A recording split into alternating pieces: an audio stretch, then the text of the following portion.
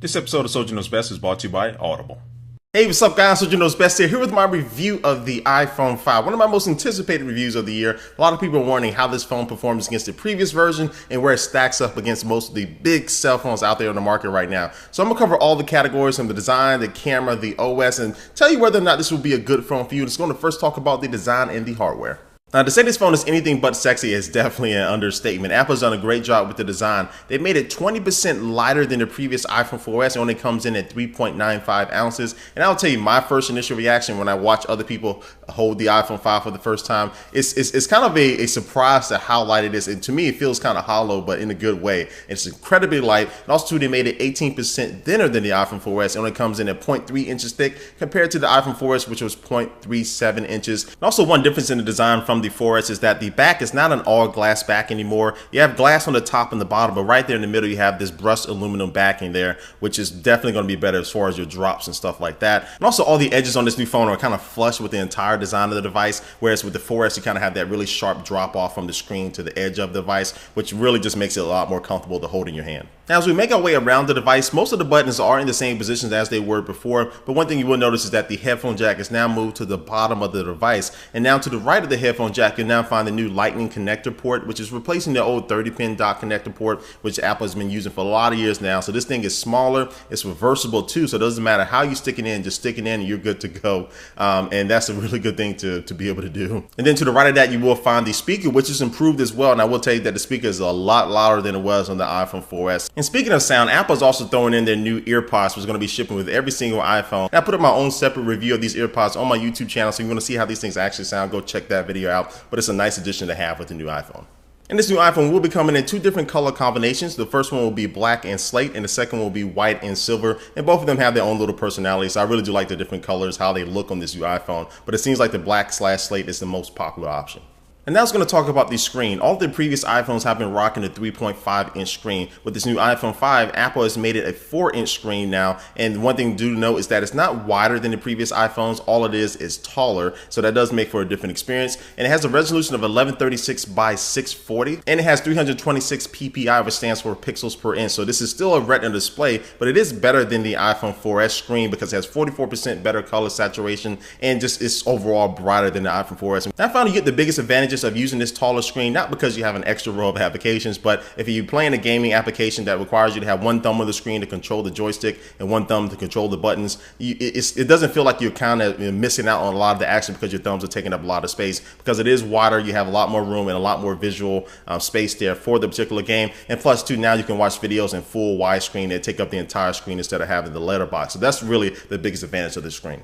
And that's going to see what's going on the inside of the phone and see how this thing performs. And now this phone does have full LTE support on Sprint, AT&T, and Verizon. And I did a couple speed tests on the AT&T and Verizon versions of this new iPhone 5. And I was pretty impressed with the speeds. It's right up there with some of the best LTE speed that you can get on any type of mobile device right now. And this new phone is also packing a dual-core A6 processor alongside 1GB of RAM. And when I did a couple performance tests against the iPhone 4 and the Samsung Galaxy S3 using the Geekbench application, I did find that this iPhone 5 clearly beat both of those devices in all the tests I was able to throw at it. So this thing is a screamer. As far as the battery is concerned, Apple says you'll be able to get about 8 hours of talk time, 8 hours of internet browsing using LTE, 10 hours of video playback, about 40 hours of audio playback, and 225 hours of standby time. In my personal experience, I found the battery to be slightly better than the iPhone 4S, which isn't a bad thing because they added LTE and a couple things that drain your battery a little bit more. And that's going to talk about the cameras. Now on the back, you will find an 8-megapixel rear-facing camera that can record 1080p video at 30 frames per second. And a couple things that are new with this rear-facing camera is that one, the lens itself is not glass, it's actually sapphire crystal, which is going to be a lot clearer, and also too less prone to scratches. And now because of the new iOS 6 software, photo capture is now 40% faster, so you can take a lot of pictures back to back very quickly. And now you can also take pictures while you're recording video at the same time. And now the front-facing camera, which is now centered directly on the front of the device, is now a FaceTime HD camera, which can take 1.2 megapixel photos and record 720p HD video. All right, so enough with the specs. Let's go to see how these cameras perform out there in the wild. And I took some videos and some photos, so go and be a judge for yourself.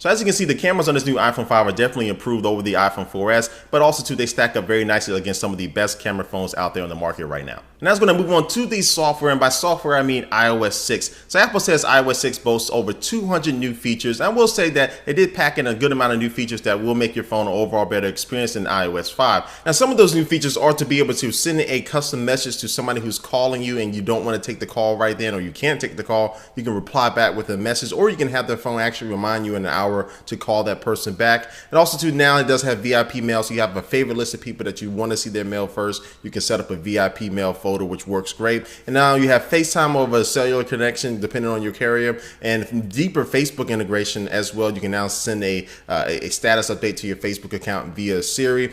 So overall, iOS 6 has a bunch of cool new features, but also too, it does have a couple of shortcomings as well. One of the first thing is going to be maps, because a lot of people are having problems with the maps not being as accurate as it could. It has a couple good things with the 3D flyover, and I love the turn-by-turn navigation that's in the apps, again being a few years late to the game as far as some other OSs out there. But maps overall definitely has some work to be done. It can probably take a couple of years at least for their maps to get up to the Google Maps standard, which they got rid of. Then for me, the big negative is that I feel that iOS 6 is just a little too safe, and I think a lot of people just feel like Apple could have did more. You just felt wanting more from iOS 6. You have some very awesome hardware, but the OS doesn't seem to be pushing that hardware to the limit like it should be, and Apple should be taking a little bit more chances. And they just really incorporated some of the cool things that people are doing in the jailbreaking community. We've been asking this for a long time. I think iOS 6 could have been a lot better. So overall, iOS 6, solid update, some really good useful features. Siri is better, but definitely there could have been a lot more to it that Apple could have done to it.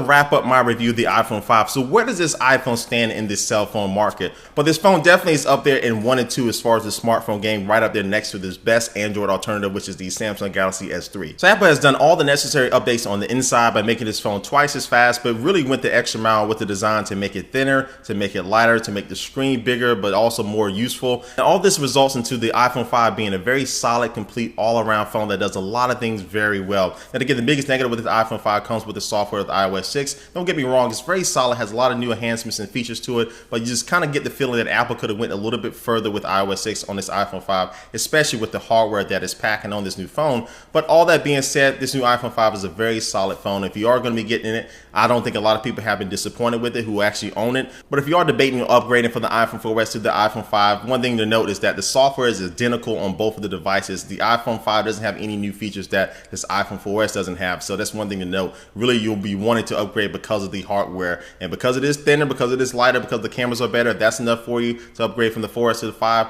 Do it, you won't be disappointed. So anyway guys, this about sums up my review of the iPhone 5. But before we head out here, I'm going to take one last look at our sponsor for this video.